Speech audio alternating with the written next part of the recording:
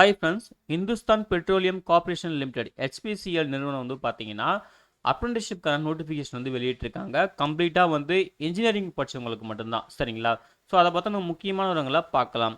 அதாவது இந்தியாவில் இருக்கிற வேரியஸ் லொக்கேஷன்ஸ்க்கு வந்து பார்த்தீங்கன்னா நாங்கள் வந்து ரெக்வயர் பண்ணுறோம், அதாவது அப்ரெண்டிஸ்ஷிப் அந்த கேட்டகரிக்கு ரெக்வயர் பண்ணுறோம் அப்படின்னு சொல்லியிருக்காங்க. என்ன இயருக்கு அப்படின்னு பார்த்தீங்கன்னா 2025 2026 அப்படின்னு சொல்லியிருக்காங்க, சரிங்களா? ஸோ இதுக்கான ஆன்லைன் அப்ளிகேஷன் வந்து பார்த்தீங்கன்னா மே 16லே ஸ்டார்ட் பண்ணிட்டாங்க. லாஸ்ட் டேட் வந்து மே 30 அப்படின்னு சொல்லியிருக்காங்க, சரிங்களா? மேற்கொண்டு வந்து பார்த்தீங்கன்னா என்னென்ன டிசிப்ளின் வந்து எலிஜிபிள், அதாவது கிராஜுவேட் அப்ரெண்டிஸ்ஷிப், ஓகேங்களா? Engineering category, civil, mechanical, electrical electronics, electronics and telecommunication, instrumentation, computer science, IT அப்படின்னு சொல்லியிருக்காங்க. ஸோ தெளிவாக நோட் பண்ணிக்கோங்க. ஏஜ் லிமிட் வந்து பார்த்தீங்கன்னா மினிமம் 18 இயர்ஸ், மேக்ஸிமம் 25 இயர்ஸ் அப்படின்னு சொல்லியிருக்காங்க. கட் ஆஃப் டேட் வந்து பார்த்தீங்கன்னா 30 மே 2025, அதன்படி தான் ஏஜ் கால்குலேஷன் வந்து இருக்கும் அப்படின்னு சொல்லியிருக்காங்க. அப்பர் ஏஜ் லிமிட் வந்து 25 இயர்ஸ் இல்லையா, அதில் ஏஜ் ரிலாக்ஸேஷனுமே இருக்குது. SC/STக்கு 5 இயர்ஸ், OBCக்கு வந்து 3 இயர்ஸ் அப்படின்னு சொல்லியிருக்காங்க. PWD கேண்டிடேட்டுக்கு வந்து 10 இயர்ஸ் சொல்லியிருக்காங்க. அதே போல் எஜுகேஷன் குவாலிஃபிகேஷன் வந்து பார்த்தீங்கன்னா இவங்க என்ன இன்ஜினியரிங் கேட்டகரிக்கு வந்து என்ன டிசிப்ளின் சொல்லியிருக்காங்களோ இந்த டிசிப்ளினில் நீங்கள் வந்து இன்ஜினியரிங் வந்து முடிச்சிருக்கணும் அப்படின்னு சொல்லியிருக்காங்க. பிஇ பிடெக் வந்து முடிச்சிருக்கணும்னு சொல்லியிருக்காங்க. பர்சன்டேஜ் வந்து பார்த்தீங்கன்னா 60% நீ கண்டிப்பாக வந்து ஓவரால் மார்க் வந்து செக்யூர் பண்ணியிருக்கணும். அதாவது ஜென்ரல், ஓபிசி, அதுக்கப்புறம் இடபிள்யூஎஸ் கேட்டகரி பார்த்தீங்கன்னா 60% மினிமம் நீங்கள் வந்து செக்யூர் பண்ணியிருக்கணும். இன்கேஸ் நீங்கள் வந்து SC/ST, பிடபிள்யூடி கேண்டிடேட் இந்த மாதிரிலாம் இருந்தீங்கன்னா உங்களுக்கு வந்து 50% நீங்கள் செக்யூர் பண்ணியிருந்தாலே போதும், நீங்கள் வந்து எலிஜிபிள் அப்ளை பண்ணுறதுக்குன்னு சொல்லியிருக்காங்க. ஸ்டைஃபண்ட் ஒரு மாதத்துக்கு வந்து பார்த்தீங்கன்னா 25,000 சொல்லியிருக்காங்க. அந்த 25,000 வந்து பார்த்தீங்கன்னா உங்களுக்கு வந்து HPCL வந்து 20,500 வந்து டைரெக்டாக பே பண்ணணும். அப்புறம் மீதி இருக்கிற அந்த 4,500 பார்த்தீங்கன்னா உங்களுக்கு கவர்மெண்ட் வந்து பே பண்ணும் அப்படின்னு சொல்லியிருக்காங்க. ஸோ அதையும் நோட் பண்ணிக்கோங்க, ஓகேங்களா?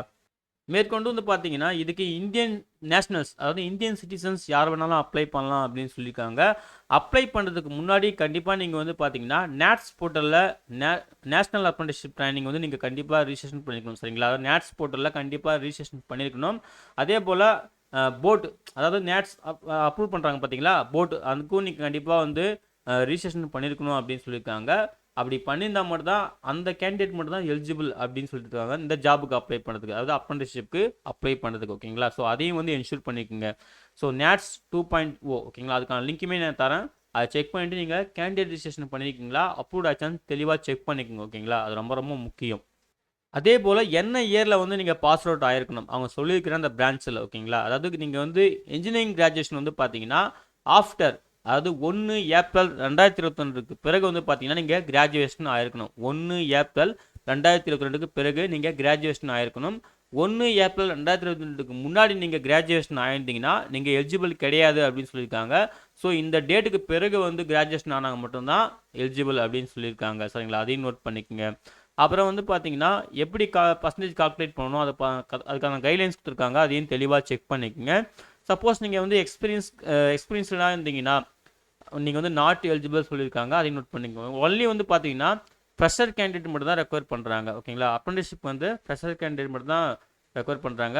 ஆல்ரெடி நீங்கள் அப்ரெண்டிஸ்ஷிப் போயிட்டு இருந்தாலோ இல்லை அப்ரெண்டிஸ்ஷிப் முடிச்சிருந்தாலோ நீங்கள் நாட் எலிஜிபிள், எக்ஸ்பீரியன்ஸ் இருந்தாலுமே நாட் எலிஜிபிள் சொல்லியிருக்காங்க. ஸோ தெளிவாக நோட் பண்ணிக்கோங்க, ஓகேங்களா? அதே போல் நோட்டிஃபிகேஷனை கிளியராக படிங்க. எலிஜிபிலிட்டி கிரைட்டீரியா ஃபுல்ஃபில் ஆனால் மட்டும் அட்டன் பண்ணுங்க. அதை பொறுத்து தான் வந்து பார்த்தீங்கன்னா நாங்கள் இன்டர்வியூக்கே கால் பண்ணுவோம்னு சொல்லியிருக்காங்க, சரிங்களா? அதே போல் அவங்க வந்து ஒவ்வொரு கேட்டகரி வைஸும் ஒவ்வொரு ஸ்ட்ரீம், அதாவது அந்த டிசிப்ளின் வைஸ் பிரான்ச் வைஸ் வந்து பார்த்தீங்கன்னா நாங்கள் வந்து ஷார்ட் லிஸ்ட் பண்ணுவோம். நாங்கள் ஒரு கட் ஆஃப் மார்க் வந்து டிசைட் பண்ணுவோம். அந்த கட் ஆஃப் பேசிஸ் தான் நாங்கள் வந்து ஷார்ட் லிஸ்ட் பண்ணுவோம். கேட்டகரி வைஸும் ஒவ்வொரு அந்த பிரான்ச் வைஸும் ஷார்ட் லிஸ்ட் பண்ணுவோம் அப்படின்னு சொல்லியிருக்காங்க. அந்த மெரிட் லிஸ்ட்டே ப்ரிப்பேர் பண்ணுவோம்னு சொல்லியிருக்காங்க, சரிங்களா? ஸோ அதன்படி தான் வந்து பார்த்தீங்கன்னா உங்களுக்கு வந்து இன்டர்வியூ வந்து நடக்கும் அப்படின்னு சொல்லியிருக்காங்க. அந்த இன்டர்வியூ வந்து பார்த்தீங்கன்னா ஜூன் 2025, அதுவும் 10 டே டியூ தான் சொல்லியிருக்காங்க, எக்ஸாக்ட் டேட் சொல்லலை, சரிங்களா? ஸோ அந்த டைமில் வந்து உங்களுக்கு நடக்கும் அப்படின்னு சொல்லியிருக்காங்க, அதையும் வந்து பார்த்துக்கணும், ஓகேங்களா? ஸோ இந்த மெரிட் லிஸ்ட் வந்து எப்படி ப்ரிப்பேர் பண்ணுவாங்கன்னா உங்கள் அகாடமிக்கில் நீங்கள் என்ன மாதிரி பர்ஃபார்மன்ஸ் வச்சுருக்கீங்க, பர்சன்டேஜ் எவ்வளோ ஸ்கோர் பண்ணியிருக்கீங்களோ அதை பேஸ் பண்ணி தான் நாங்கள் வந்து கால் பண்ணுவோம் அப்படின்னு சொல்லியிருக்காங்க இன்டர்வியூக்கு வந்து, சரிங்களா? ஸோ அதை வந்து பாருங்கள். ஸோ அந்த அகாடமிக் மார்க்கு ப்ளஸ் இன்டர்வியூவில் வந்து நீங்கள் எவ்வளோ ஸ்கோர் பண்ணுறீங்க, இது ரெண்டுத்தையும் கம்பைன் பண்ணி தான் நாங்கள் லாஸ்ட்டாக வந்து பார்த்தீங்கன்னா மெரிட் லிஸ்ட்டே ப்ரிப்பேர் பண்ணுவோம் சொல்லியிருக்காங்க, ஓகேங்களா? அப்புறம் ஃபைனலாக ஆஃபர் வந்து பார்த்தீங்கன்னா மெடிக்கல் ஃபிட்னஸ் பேஸ் பண்ணி தான் இருக்கும்னு சொல்லியிருக்காங்க. ஸோ மெடிக்கல் ஃபிட்னஸ் வந்து HPCL ஸ்டாண்டர்ட் பொறுத்து இருக்குது. ஸோ அதில் கண்டிப்பாக நீங்கள் பாஸ் பண்ணணும். அப்போ தான் உங்களுக்கு வந்து அப்பாயின்மெண்ட்டே கிடைக்கும் அப்படின்னு சொல்லியிருக்காங்க, அப்ரெண்டிஸ்ஷிப் ட்ரைனிங்கான அப்பாயின்மெண்ட், சரிங்களா? அதுக்கப்புறம் அப்ளை பண்ணுறதுக்கான ப்ரொசீஜர் கொடுத்துருக்காங்க, தெளிவாக செக் பண்ணுங்கள். ஃபஸ்ட்டு எங்கே ரிஜிஸ்டர் பண்ணணும் அதுக்கான லிங்க்கு கொடுத்துருக்காங்க. அதுக்கப்புறம் ரிஜிஸ்டர் பண்ணதுக்கப்புறம் எப்படி அப்ளை பண்ணணும்னு சொல்லிட்டு அதுக்கான லிங்க் கொடுத்துருக்காங்க. ஸோ ஒவ்வொரு ஸ்டெப்பையும் நீங்கள் தெளிவாக ஃபாலோ பண்ணிவிட்டு அதுக்கப்புறம் அப்ளை பண்ணுங்கள். இவங்களே தெளிவாக கொடுத்துருக்காங்க சரிங்களா, கைட்லைன்ஸ் தெளிவாக கொடுத்துருக்காங்க. ஸோ உங்களுக்கு தெளிவாக பார்த்துட்டு அதுக்கப்புறம் அதுக்கு தேவையான டாக்குமெண்ட்லாம் ரெடியாக வச்சுட்டு அதுக்கப்புறம் நீங்கள் அப்ளை பண்ணுறது ரொம்ப ரொம்ப நல்லது சரிங்களா. அதுக்கப்புறம் ட்ரைனிங் பீரியட் வந்து பார்த்தீங்கன்னா ஒன்லி 1 இயர் அப்படின்னு சொல்லியிருக்காங்க, அதையும் நோட் பண்ணிக்கோங்க சரிங்களா. அதுக்கப்புறம் எதுவுமே கிடையாது, எம்ப்ளாய்மெண்ட் கேரண்டி எதுவுமே கிடையாது, ஒன்லி அப்ரெண்டிஸ்ஷிப் ட்ரைனிங் மட்டும் தான் சரிங்களா. இன்டர்வியூ கால் லெட்டர் வந்து பார்த்தீங்கன்னா ஷார்ட் லிஸ்ட் பண்ணுற கேண்டிடேட்டுக்கு வந்து பார்த்தீங்கன்னா உங்களுக்கு இமெயிலில் வந்து நாங்கள் அனுப்புவோம் அப்படின்னு சொல்லியிருக்காங்க சரிங்களா, அதையும் நோட் பண்ணிக்கோங்க. மேற்கொண்டு நீங்கள் வந்து எஸ்சி எஸ்டி பிடபிள்யூடி கேண்டிடேட் கிடையா இருந்தீங்கன்னா உங்களுக்கு வந்து பாருங்கள் இன்டர்வியூக்கு வந்து ரயில்வே ஃபேர், அதே போல் நீங்கள் சப்போஸ் நீங்கள் ட்ராவல் பண்ணிட்டு வரங்க அதுக்கான ஃபீஸ் ட்ராவல் ஃபீஸ் நீங்கள் கிளைம் பண்ணிக்கலாம் அப்படின்னு சொல்லியிருக்காங்க. ஸோ அதையும் வந்து பார்த்துக்குங்க சரிங்களா. அப்புறம் ஹெச்பிசியோட அந்த வெப்சைட் கொடுத்துருக்காங்க ஓகேங்களா.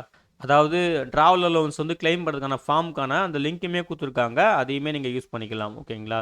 அப்புறம் உங்களுக்கு ஏதாவது கொரிஸ் இருந்துச்சுன்னா டவுட்ஸ்லாம் இருந்துச்சுன்னா நீங்கள் வந்து இந்த மெயிலுக்கு வந்து மெயில் ரைட் பண்ணலாம் அப்படின்னு சொல்லியிருக்காங்க. இந்த மெயிலையும் நோட் பண்ணிக்கோங்க சரிங்களா. ஸோ அவ்வளோதான் ஃப்ரெண்ட்ஸ், இதுதான் வந்து பார்த்தீங்கன்னா ஹெச்பிசிஎல் நிறுவனம் அறிவிச்சிருந்த கிராஜுவேட் அப்ரெண்டிஸ்ஷிப் ட்ரைனிங்கான முக்கியமான விவரங்கள் சரிங்களா. அப்ளை பண்ணுறதுக்கு முன்னாடி இந்த நோட்டிஃபிகேஷனை கிளியராக ஒரு டைம் பார்த்துருங்க, பார்த்துட்டு ஆன்லைனில் மிஸ்டேக் இல்லாமல் அப்ளை பண்ணுங்கள். இந்த நோட்டிஃபிகேஷன் டவுன்லோட் பண்ணுறதுக்கான லிங்க்கையும் ஆன்லைனில் அப்ளை பண்ணுறதுக்கான லிங்க்கையும் இந்த வீடியோ டிஸ்கிரிப்ஷனில் தரேன், செக் பண்ணிவிட்டு நீங்களும் யூஸ் பண்ணிக்கோங்க. அப்ளை பண்ணுற எல்லாருக்கும் wish you all the best. Thank you.